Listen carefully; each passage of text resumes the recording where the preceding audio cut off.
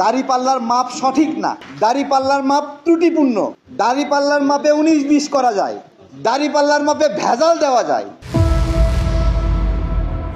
দাড়িপাল্লার মাপ সঠিক নয়, মাপ ত্রুটিপূর্ণ ও 19-20 করা যায়, মাপে ভেজালও দেওয়া যায়। তাই বাংলাদেশের মানুষ দাড়িপাল্লা প্রত্যাখ্যান করেছে। দাড়িপাল্লার দিন শেষ ডিজিটাল মিটারের বাংলাদেশ।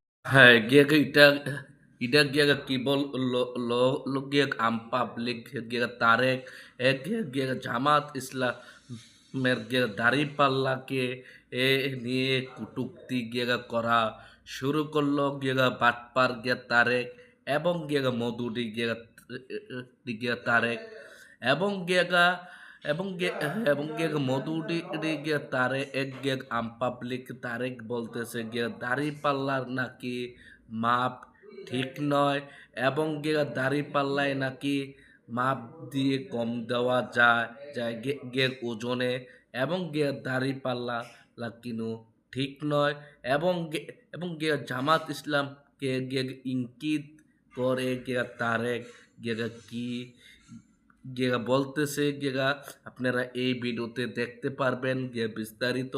তো তো তো গিয়ে আম পাবলিক গিয়ে তারেক গিয়ে আমি গিয়ে মনে করি গিয়ে তারেক হচ্ছে একজন গিয়ে বাটপার নাম্বার গিয়ে 1 এবং গিয়ে মধুরি গাঞ্জুরি এবং তার কিনো কথা কাজে ঠিক নয় গিয়ে দেখলে গিয়ে বুঝতে গিয়ে পারবেন। দাড়িপাল্লার মাপ সঠিক না, দাড়িপাল্লার মাপ ত্রুটিপূর্ণ, দাড়িপাল্লার মাপে 19-20 করা যায়, দাড়িপাল্লার মাপে ভেজাল দেওয়া যায়। দাড়িপাল্লার মাপ সঠিক নয়, মাপ ত্রুটিপূর্ণ ও 19-20 করা যায়, মাপে ভেজালও দেওয়া যায়। তাই বাংলাদেশের মানুষ দাড়িপাল্লা প্রত্যাখ্যান করেছে। দাড়িপাল্লার দিন শেষ ডিজিটাল মিটারের বাংলাদেশ। এবার জামায়াতে ইসলামীকে ইঙ্গিত করে এমন বিস্ফোরক বক্তব্য দিয়ে নতুন করে আলোচনা সমালোচনার মুখে পড়েছেন আমজনতার পার্টির সাধারণ সম্পাদক তারেক রহমান। বাংলাদেশের মানুষ দাড়িপাল্লা প্রত্যাখ্যান করেছে, প্রত্যাখ্যান করে ডিজিটাল মিটার ব্যবহার করছে। তারেকের এমন বিস্ফোরক বক্তব্যের ভিডিও এরই মধ্যে ঝড় তুলেছে সোশ্যাল মিডিয়া থেকে শুরু করে দেশের রাজনৈতিক অঙ্গনে। যা নিয়ে তারেকের সমালোচনা শুরু করেছেন জামায়াতের তৃণমূল থেকে শীর্ষ পর্যায়ের নেতারাও।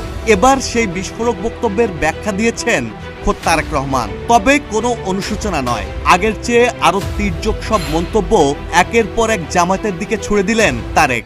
আরেকজন গান্ডুর কথা শুনবো। গান্ডু, এটা তো হুজুর না, গান্ডু।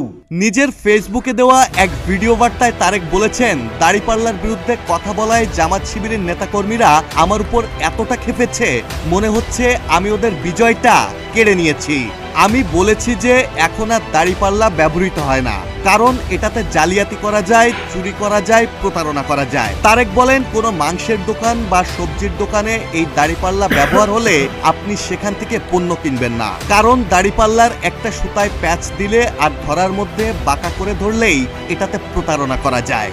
দাড়িপাল্লার বিরুদ্ধে বলায় জামাত শিবিরের নেতাকর্মীরা আমার উপর এত খেপে গেছে যে আমি ওদের বিজয়টা কাইড়ে নিছি। সম্প্রতি চট্টগ্রামে জামাত নেতা শাহজাহান চৌধুরীর করা প্রশাসনকে নিয়ে বিতর্কিত মন্তব্য এবং আল্লাহর সিদ্ধান্ত নিয়ে নিয়েছে জামায়াত ইসলামী ক্ষমতায় চলে যাবে এমন বিভ্রান্তিকর বক্তব্যের কড়া সমালোচনাও করেন তারেক। বলেন, ভুলভাল মাপ আর চুরি করার জন্য দাড়িপাল্লা যেমন বাতিল হয়ে গেছে, তেমনি জামায়াত ইসলাম যে ইসলামের প্রচার করে সেটিও দাড়িপাল্লার মতো বাতিল হয়ে যাবে। 1971 সালে পাকিস্তানিরা যেরকমভাবে কেড়ে নিয়েছিল, আজকে জামাত সেম একই কায়দায় আমাদের স্বাধীনতা সার্বভৌমত্ব কেড়ে নিতে চায়। তারেক হুঁশিয়ারি করেন, তার বক্তব্যে যারা খেপেছেন তারা খেপে লাভ নাই। মুসলিম হওয়ার জন্য জামায়াত ইসলামী করা জরুরি না, নামাজ পড়ার জন্যও জামায়াত ইসলামী করা জরুরি না। যারা বলেন আল্লাহর সিদ্ধান্ত নিয়েছে জামায়াত ইসলামী ক্ষমতায় যাবে, তারা নিশ্চিত জালিম। যারা এভাবে মানুষের অধিকার হরণ করতে চায়, এভাবে বলে যে আল্লাহ সিদ্ধান্ত নিয়েছে জামাত ক্ষমতায় আসবে, তারা নির্ঘাত জালিম। মুসলিম হওয়ার জন্য জামাত ইসলাম করা জরুরি না। মাহমুদুল হাসান শাওন, প্রতিদিনের বাংলাদেশ।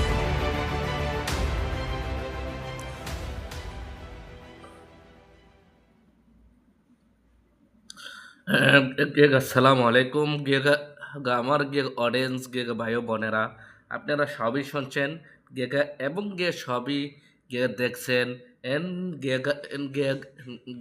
আম পাবলিক তারেক জামাত ইসলামকে ইঙ্গিত করে কি বাজে কথাটি কে বলছে এবং দাড়িপাল্লার নাকি কে মাপ ঠিক নাই এবং দাড়িপাল্লা দিয়ে বলে নাকি ওজনে কম দেওয়া যায় যায় আমি তারেককে বলতে চাই আরেক মূর্খর ঘরের মূর্খর বাচ্চা মূর্খ তুই দাড়িপাল্লা আর সম্বন্ধে কি বুঝবি এবং এই দাড়িপাল্লার লঘুডে সম্বন্ধে তুই কি জানস তুই তো একজন মূর্খর বাচ্চা মূর্খ এবং এবং মধুডির বাচ্চা মধুডি আপনাদের বিস্তারিত মতামতগুলা মেসেজের মাধ্যমে জানিয়ে দেবেন আমপাবলিক তারেক যে কথাটি বলছে আমি প্রবাস থেকে তীব্র নিন্দা জানাই এই আমপাবলিকের মুখের মাধ্যমে আমি থুতু মারি আপনাদের বিস্তারিত মতামতগুলা মেসেজের মাধ্যমে জানিয়ে দেবেন এবারের মতোই বিদায় নিচ্ছি আসসালামু আলাইকুম।